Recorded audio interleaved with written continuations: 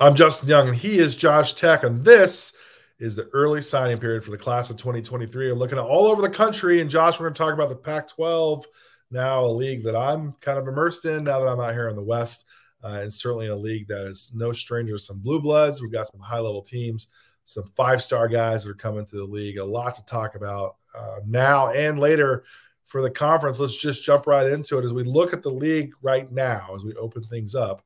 The Oregon Ducks are sitting number 1 overall in large part because, listen, they got Mookie Cook, okay? He's our number 2 overall guy in the class. They've got KJ Evans, also a top 25 guy. And really, to me, one of the prized point guards overall nationally is Jackson Shalstead from Westland. And the Ducks, when you look at it, Josh, that's a pretty good 1-2-3 punch. Yeah, absolutely. I think Dana Altman and company over there have, built another class. They've been one of the more trustworthy programs in college basketball. And, I think they've been a sleeper in that regard, but this is the kind of class that kind of keeps that momentum going. Yeah. I love Mookie Cook. There's no secret about it. I think the guy's so versatile. He's so tough. It's going to be a real problem. I think defensively he's going to give a lot of people a lot of headaches. But, yeah, it's an interesting group because you've got star power, you got high potential, and you've got some longevity, all three categories. And I think, again, as much as I love Mookie Cook, I think KJ Evans got a chance to be pretty good. Jackson Shalstead, to me, is really like the key component of this, where it can kind of tie. We talk about this in other shows, how important it is to tie your class in front of it and your class behind it, okay? So, like, your junior, sophomore, freshman, to make sure all there's that continuity is there, where I think Jackson does a really good job of tying that all together. So, but to me, when I look at the Pac-12, though, Josh, like, Oregon's terrific, no doubt about it. There's no denying it. Terrific program across the country. Here we are on the early period of the signing day. But to me, the narrative is more so who isn't yet coming to the Pac-12, who hasn't made their decision. We got a couple of guys, 3 guys actually, that are right there on the cusp for potentially joining the league as well. And I want to kind of talk about those and how they could impact the league entirely. Right out of the gate, Isaiah Collier, our number 1 player overall in the country, 2 of his top 4 are right there in the Pac-12, UCLA and USC. Do we feel pretty good that he's going to be coming to the league out west? Yeah, I mean, right there, right on the surface, that gives you 50-50 chances, right? But I think it's even more than that because, we're pretty, at least I am, we're pretty heavy, leaning towards USC being the winner for Isaiah Collier there. Yeah, for sure. I mean, I think that changes it too. I mean, we know that he's got his high school teammate already committed there, Arrington Page. USC currently right now. They also have Silas. I know they had one other guy, Silas Emery. Yeah, sorry, I was totally drawing a blank. He's an East Coast guy too. Yeah, North Carolina.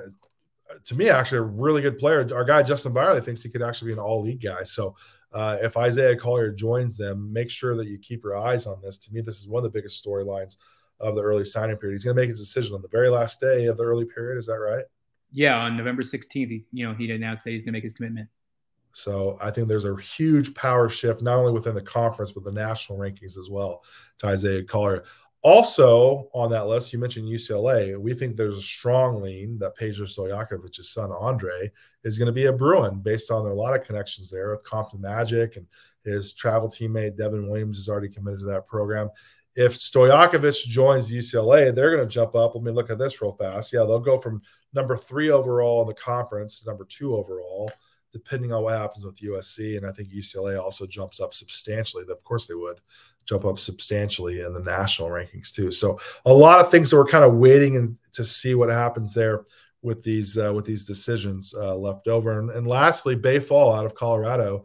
The Colorado Buffs, I think Colorado is one of the most, how do I say that? First of all, I think Tad Boyle is a genius coach. Okay. Yeah, he's phenomenal. Phenomenal coach, great developer. Look at the guys that keep constantly putting in the pros. I think he's really, really good. And every year they always have guys 2 guys actually, when you think about Colorado, that could be a player here. Bay Fall and Cody Williams from here in Gilbert, Arizona, where I'm at now. That they're involved with both of those guys. I don't know if Bay Fall is quite as much of a lean, but Colorado, I'd keep my eyes open really closely with that, where, could be some real interesting things where Colorado then would jump up from number 8 overall in the Pac-10 or Pac-10, Pac-12. Old school. Pac-8 and really show my age. and jump up from number 8 to a pretty substantial jump up in these class rankings within the league too. So anyways, a lot of housekeeping notes we want to kind of bring up here on the early signing, the first day of the early signing period regarding the Pac-12 and like what kind of stacks up from there. But there's a lot that could be really shaken up from this group as well. Yeah, absolutely, JY. You know, one class that we haven't talked about that's a perennial recruiting powerhouse is Arizona. Yeah. It's nuts, right? Like, it's kind of like Villanova, right? Where Villanova doesn't have a commitment. Arizona has one, a good one, KJ Lewis, who's El Paso native. I think he's got a chance to be a really good defender and a really good 4-year player for the program. You know, got a captain type of personality, like a guy that's gonna be awesome in the locker room. But, you know, Arizona, the thing that we're going to come to expect every single year, we saw this when he was at Gonzaga, they're going to go get some studs, international studs, okay? Yep. They're going to do it. It's just going to happen. And so I think with the success of a guy like Ben Mathurin, I freaking love, okay? You got Azuolas Tubelis. You got all kinds of guys internationally right now. So many guys. So I think that's going to continue for the Arizona Wildcats, where, you know, we don't rank international guys. Why? Because we don't go international to go watch them. We only rank guys that we see. And so I think that's going to be really important to consider moving forward. But I think you can suffice it to say, as long as Tommy Lloyd's there, they're going to have some sort of international superstar on their roster year in and year out, which adds a new element to these rankings altogether. So maybe we should just go, I don't know, you want to go to the European U17 Nationals? Yeah, so I think what we should do here is we should set up a GoFundMe. And for people who really want international, you know, coverage, international recruiting, like really trustworthy international recruiting, they can pay for us to go over there. I'll gladly go to Europe. I love Europe. Better yet, why don't you just go ahead and subscribe to our YouTube channel, like this thing, and then also become a subscriber over on HoopSeen.com too. That might help us out as well. So I like that point a lot. We talked about Colorado. Obviously, we really like what they have. We talked about Cody Williams being a candidate to join the Buffs. Can I just tell you how much I love Courtney Anderson? I think Courtney Anderson is going to be the steal of this class. They had it from KJ Simpson, who was originally going to go to Arizona. Now went and had a tremendous freshman year there in Boulder. I think Colorado has something going on really, really special. But I love Courtney Anderson. He's number 140 overall on our class or in our individual rankings. Stanford's interesting, right? They only have one guy committed to the program right now, and that's Cannon Carlisle. But, man, that's a pretty good one to just be one with. Yeah, absolutely. I think Cannon Carlisle, he could be a star at Stanford. And I think they're another team that's coming out here and recruiting the East Coast pretty well, recruiting the South specifically. I think Cannon is going to be an impactful player right away for the Cardinal. I think he, defensively, he's a dog, he's a competitor, and then offensively, he's a big-time shot maker. Yeah. Cannon Carlisle, because they only have one guy, but because how highly we have him rated, we have him, let me take a look at this, number 20 overall. Even for a one-person class, currently they sit at number 2 overall in our Pac-12 rankings as we start the early sign-in period.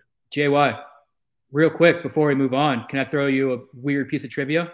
I love it. I love trivia. So there's one person on this call who has a cousin who's a top 50 swimmer nationally who swims for Stanford. That's me. My cousin Gabe Machado is a swimmer over there on the Stanford. Shout out. I love a good family shout out. I love it. That's awesome. Gabe was his name? Yeah, Gabe. All right. I love it. Do you wear like a skull cap and go cheer him on at races? Yeah. When I watch him, if I watch him on TV, I'll put the goggles on. I'll sit in the swim trunks, put the TV in the bathtub. We need to have a podcast at some point this year where you're going to be wearing goggles for the duration of the show. Okay. Let's do it. Deal? We should have planned it for Halloween, honestly. Handshake agreement. I like that. I don't think either one of us have a family connection to the University of Washington, do we? No, I lived in Seattle for a little bit, but that's not a family connection. Okay. Well, Wesley Yates is going to start a family connection. He's a big time signing. Really, to me, one of the most interesting, geographical. Wait, you're okay. So Wesley Yates, a Southern guy. Okay. That's a trend in this class. Southern guys going out to the West Coast, right? Yeah, but this one's different though, right? Like the Houston, New Orleans area going all the way up to Seattle. I mean, you couldn't have two different types of, just anything. It's just so different. I love it. Wesley Yates, a big time player, a top 40 player. Mike Hopkins, they really need something to keep them going. They need to really have somebody that can help them win some ball games. Yeah. But when you lose a guy like Jalen Stewart to go to Connecticut out of your backyard, it's super important to add a player like Wesley Yates, who's even better, to get him to come to town. So an interesting commitment nonetheless but certainly one that really kind of caught my attention when it happened. One of the most out of area notable commitments of the class of 2023. Hey, you lose a guy in your backyard, go take someone at someone else's backyard, right? Big time scorer. I really love it for Washington.